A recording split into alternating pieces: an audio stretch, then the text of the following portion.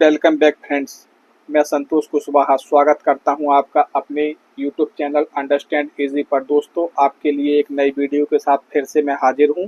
आज हमारे पास एक एलजी कंपनी का 2.1 चैनल का होम थिएटर रिपेयर होने के लिए आया हुआ है और यह हमारे पास डेड कंडीशन में आया है। यह कहीं किसी मिस्त्री के पास किसी के शॉप में बनने के लिए पड़ा था, लेकिन यह रिपेयर नहीं हो पाया है। तो दोस्तों, आज यह हमारे पास आया हुआ है, तो आज इसे हम आपको रिपेयर करके दिखाएंगे।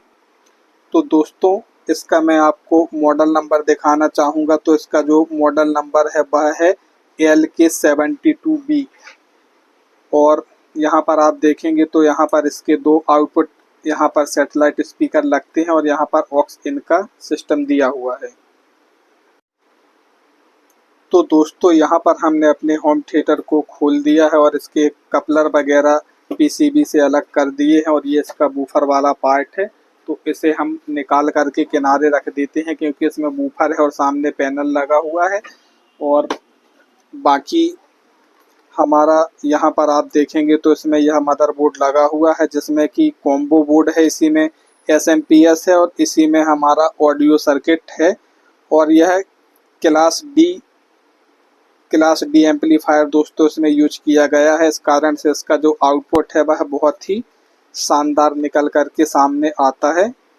तो दोस्तों, यह कहीं पर रिपेयर होने के लिए पड़ा हुआ था, लेकिन रिपेयर नहीं हो पाया। तो आज ये हमारे पास रिपेयर होने के लिए आया है। और यहाँ पर मैं आपको दिखाना चाहूँगा, किसी ने इसमें एक अलग से एक्सटर्नल सप्लाई भी लगाई हुई है।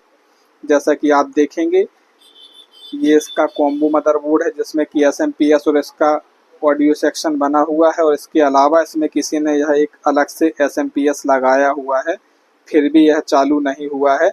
तो दोस्तों, आज हम इसी की जो ओरिजिनल सप्लाई है उसी को रिपेयर करके इसे बनाने की कोशिश करेंगे।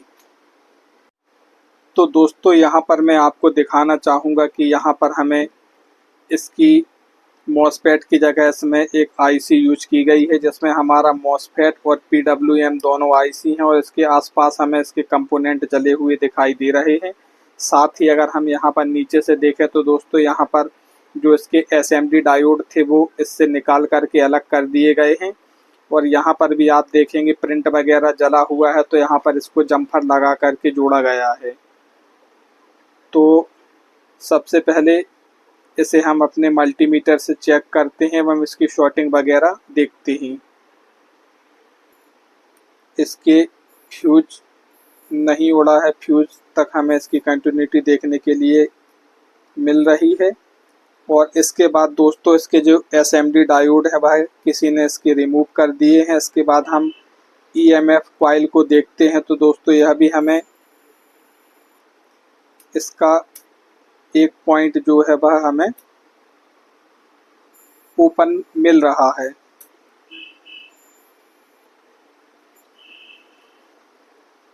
इसके बाद इसके फिल्टर कैपेसिटर पर हमें कोई भी शॉर्टिंग वगैरह देखने के लिए नहीं मिल रही है।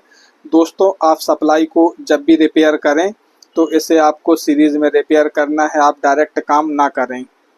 दोस्तों, इसको हमने मल्टीमीटर से चेक किया तो इसकी जो हमारी मॉसफेट आईसी है, जो कि आईसी में ही मॉसफेट और पीडब्ल्यूएम आईसी कंबाइंड बना हुआ है और इसके पास में कुछ कंपोनेंट जले हुए हैं, जो कि अच्छी तरह से समझ में नहीं आ रहे हैं कि वहाँ पर क्या था और क्या इसकी वैल्यू थी। और इसी कारण से दोस्तों, लगता है किसी ने इसमें दूसरी एक्सटर्नल एसएमपीएस लगाई थी, लेकिन वह किसी कारणवश नहीं चल पाई, सक्सेस नहीं हुई। तो दोस्तों, आज हम इसमें इसी की सप्लाई को बनाएंगे। तो इसकी सप्लाई को बनाने के लिए दोस्तों, हम इसमें 524 जो मॉड्यूल आता है उसे यूज करेंगे, क्योंकि हमारा यह जो होम थिएटर है यह 12 वोल्ट पर ऑपरेट हो रहा है। यहाँ पर इसमें जो फिल्टर कैपेसिटर वगैरह लगे हुए हैं मैं आपको दिखाना चाहूँगा। तो ये इसमें हमारे 16 वोल्ट के कैपेसिटर फिल्टर लगे हुए हैं, यानी कि यह जो है यह बोर्ड 12 वोल्ट पर ऑपरेट होता है। तो इसमें हम दोस्तों आपको 524 मॉड्यूल लगा करके इसे चालू करके दिखाएंगे। 524, तो इससे आप 5 वोल्ट से लेकर के 24 वोल्ट तक का आउटपुट ले सकते हैं।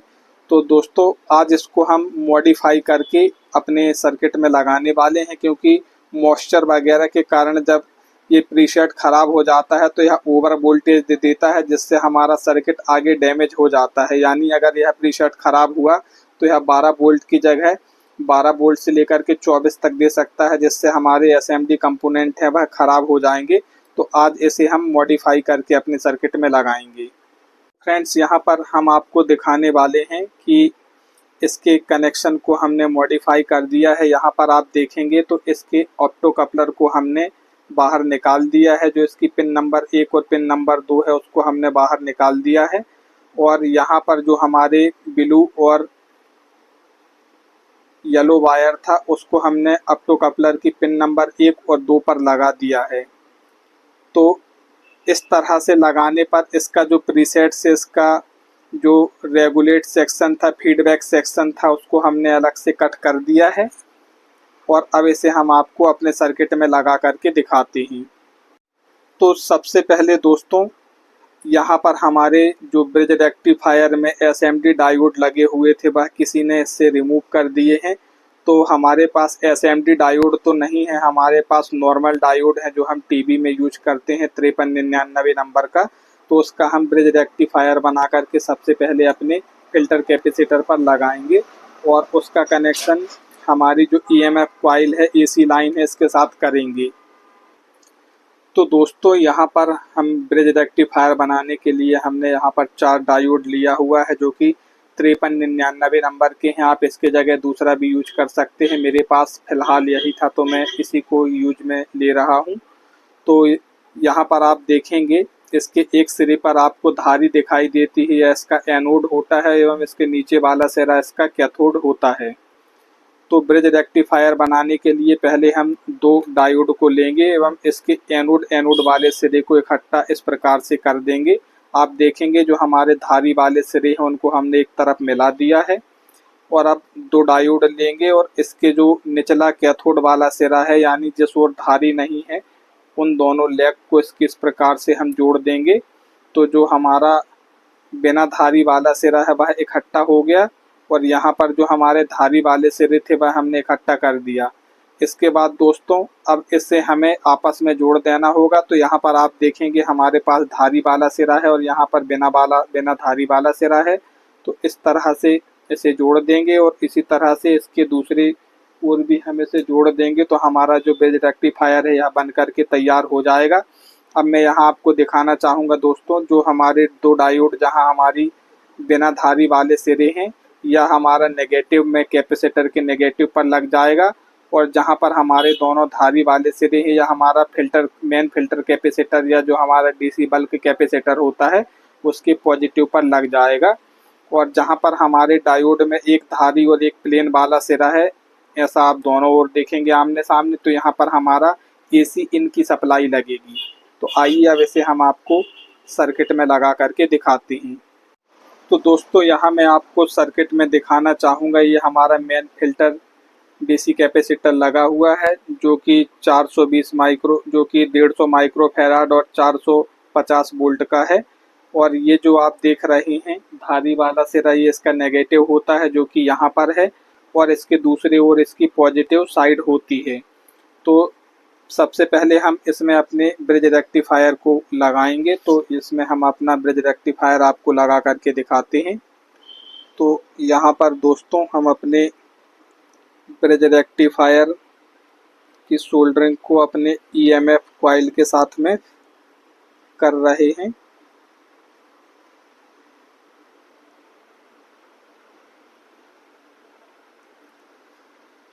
तो यहाँ पर दोस्तों हमने अपने ईएमएफ कॉइल पर एसी इनपुट लाइन की सोल्डरिंग कर दी है। तो दोस्तों, यहाँ पर मैं आपको दिखाना चाहूँगा, यहाँ पर हमने अपने ब्रिज रेक्टिफायर को पीसीबी पर अलग से इसके डीसी फिल्टर कैपेसिटर पे इसके प्लस माइनस और इसकी एसी लाइन को ईएमएफ कॉइल के साथ में कनेक्ट कर दिया है। और अब इसे हम आपको चेक करके दिखाते हैं कि यहाँ पर हमें फिल्टर कैपेसिटर पर डीसी वोल्टेज मिल रहे हैं कि नहीं मिल रहे हैं, क्योंकि पहले से तो इसका किसी ने ब्रिज रेक्टिफायर के साथ, जब भी आप एसएमपीएस में काम करें तो आप डायरेक्ट कभी भी ना लगाएं, वरना आपका सर्किट और भी डैमेज हो सकता है। तो दोस्तों ये हमारे प्लस और माइनस वाले टर्मिनल हैं। तो यहाँ पर मैं आपको दिखाना चाहूँगा, तो आप मल्टीमीटर पे देखेंगे तो यहाँ पर हमें जो है वह 330 डीसी वोल्ट सप्लाई देखने के लिए मिल रही है। यानी कि अब जो हमारी सप्लाई है वह हमारे डीसी फिल्टर कैपेसिटर तक आ रही है। तो यहाँ तक का जो ट्रैक था वह हमने क्लियर कर दिया है। अब सबसे पहले यहाँ पर हमें काम करने से पहले अपने कैपेसिटर को डिस्चार्ज करना होगा, क्योंकि अभी आगे का सर्किट ओपन है तो हमारा कैपेसिटर चार्ज हो गया है। तो यहाँ पर मैं 100 वाट का बल्ब इसे डिस्चार्ज करने के लिए यूज कर रहा हूँ और इसके प्लस और माइनस के टर्मिनल पर इस प्रकार से लगा देंगे तो यह डिस्चार्ज हो जाएगा। अब दोस्तों यहाँ पर हमारा जो 524 मॉड्यूल है, अब इसको हमें लगाना है। तो यहाँ पर मैं आपको नज़दीक से दिखाना चाहूँगा। इसमें हमारे 4 वायर हैं, लाल, काला, नीला और पीला। तो जो हमारा काला वायर है यह हमारा डीसी फिल्टर कैपेसिटर के माइनस वाले टर्मिनल पर लगेगा। यानी आप ये जो माइनस का प्रिंट देख रहे हैं तो ये यहाँ पर माइनस के साथ में लग जाएगा। और जो हमारा पॉजिटिव वाला सिरा है ये हमारा जो मॉसफेट का ड्रेन है उसके साथ कनेक्ट होगा। तो आपको ड्रेन पता लगाने के लिए दोस्तों सिंपल मल्टीमीटर को कंटिन्यूटी रेंज पर लगाना है। तो फिल्टर कैपेसिटर का आपके मॉसफेट की जिस पिन के साथ में कनेक्शन होता है वहाँ आपको बीप का साउंड मिलेगा। तो यहाँ पर मैंने अपना मल्टीमीटर के एक लेग को इसके पॉजिटिव पे लगाया है और दूसरे को मैं मॉसफेट के एक पिन पे लगा रहा हूँ। तो आप आवाज़ यहाँ सुनेंगे, यहाँ पर हमें कंटिन्यूटी सुनाई दे रही है। तो इसका मतलब यह हुआ कि फ्रेंड्स ये हमारी ड्रेन की पिन है। तो आप इसका जो प्रिंट है इसे यहाँ कहीं पर भी इसमें रेड वाले वायर को लगा सकते हैं। और दोस्तों मैं आपको यहाँ पर दिखाना चाहूँगा कि यहाँ पर हमारे आउटपुट सेक्शन में फीडबैक में इसका जो अप टू कपलर लगा हुआ है उसको हमने बाहर निकाल दिया है। इसके जो बाहर आउटपुट साइड की जो दोनों पिनें थी उसको हमने बाहर निकाल दिया है। और यहाँ पर मैं आपको दिखाना चाहूँगा, यहाँ पर भी जो हमारा 524 मॉड्यूल है इसमें भी हमने अप टू कपलर को बाहर निकाला हुआ है। और इसके जो आउटपुट वाली दोनों पिनें हैं 1 और 2 नंबर वाली, वहाँ पर हमने पीला और नीला वायर लगाया हुआ है। तो यहाँ पर जो हमारा आउटपुट, यहाँ पर जो हमारा अप टू कपलर है इसकी पिन नंबर 1 और 2 को देखते हुए यहाँ पर इसकी हमें सोल्डिंग कर देनी है। यानी जहाँ पर उस वाले अप टू कपलर की पिन नंबर 1 है वहाँ हमें इस वाले अप टू कपलर की पिन नंबर 1 को लगाना है। और जहाँ इस वाले अप टू कपलर की पिन नंबर 2 है वहाँ पर हमें अपना ये वाला वायर लगाना है। तो यहाँ पर पिन नंबर 1 पर मैंने इसका ब्लू वाला नीला वायर लगाया हुआ है और पिन नंबर 2 पर मैंने पीला वायर लगाया हुआ है। तो आइए अब इसके कनेक्शन हम आपको करके दिखाते हैं। तो आइए दोस्तों सबसे पहले हमारे जो मॉड्यूल में ब्लैक वाला वायर है इसका कनेक्शन हम करते हैं। तो जो हमारा मेन फिल्टर कैपेसिटर का जो नेगेटिव टर्मिनल है इसको हमने वहाँ पर लगा दिया। इसके कनेक्शन को इसके हमने नेगेटिव वाले टर्मिनल पर अच्छी तरह से लगा दिया है। इसके बाद दोस्तों जो हमारा रेड वाला वायर है उसे हमें मॉसफेट के ड्रेन पर लगाना है। तो हमने मल्टीमीटर से चेक किया था तो ये जो हमारी लाइन है ये हमारी ड्रेन की लाइन है। तो इसका कनेक्शन मैं यहाँ पर कर देता हूँ। इस प्रिंट में आप कहीं पर भी सोल्डरिंग कर सकते हैं। इसके बाद में दोस्तों यहाँ पर आपको दिखाना चाहूँगा, तो यहाँ पर आपको अप टू कपलर में बिंदी दिखाई दे रही है वह पिन नंबर 1 है और उसके बाजू में पिन नंबर 2 है। और इसी प्रकार से यहाँ इस अप टू कपलर की पिन नंबर 1 यहाँ पर है। तो पिन नंबर 1 पर जहाँ पर बिंदी बना हुआ है वहाँ पर हमने अपना पीला वाला वायर लगाया हुआ है। तो पीले वाले वायर को यहाँ पर हम अप टू कपलर की पीसीबी में पिन नंबर 1 पर सोल्डरिंग कर देंगे जो कि नीचे की ओर है। और पिन नंबर 2 हमारी ऊपर की ओर है और पिन नंबर 2 पर हमने नीले कलर के वायर को लगाया हुआ है। तो पिन नंबर 2 के साथ हम अपने नीले वाले वायर को कनेक्ट कर देंगे। तो इस तरह से दोस्तों यहाँ पर हमने अपने फीडबैक सेक्शन में इसके कनेक्शनों को कर दिया है। तो दोस्तों यहाँ पर हमने अपने मॉड्यूल के कनेक्शन को अपने पीसीबी पर कर दिया है। ब्लैक वायर को यहाँ पर हमने मेन फिल्टर कैपेसिटर के नेगेटिव पॉइंट पे लगाया हुआ है। रेड वायर को हमने मॉसफेट के ड्रेन के साथ पे कनेक्ट किया है और येलो वायर हमारा अप टू कपलर की पिन नंबर 1 के साथ कनेक्ट है और ब्लू वाला जो वायर है यह अप टू कपलर की पिन नंबर 2 के साथ में हमने कनेक्ट किया हुआ है। तो दोस्तों अब इसको हम सीरीज में सप्लाई दे करके देखते हैं कि हमें आउटपुट पर वोल्टेज मिल रहे हैं या नहीं मिल रहे हैं। दोस्तों इस तरीके से मॉडिफाई कनेक्शन करने पर यहाँ पर हमें आउटपुट में जो है वह 12 वोल्ट देखने के लिए मिलेंगे, जो हमारी सप्लाई में इसका मेन आउटपुट था वह हमें देखने के लिए मिलेगा। तो दोस्तों यहाँ पर हमने अपने मल्टीमीटर को DC 200 की रेंज पर सिलेक्ट कर दिया है और अपने प्लग को अब मैं सीरीज़ में लगाने के लिए जा रहा हूँ। और जैसे कि इसका प्राइमरी सेक्शन है और ये इसका सेकेंडरी सेक्शन है, तो मैं आपको सेकेंडरी सेक्शन में चेक करके दिखाता हूँ।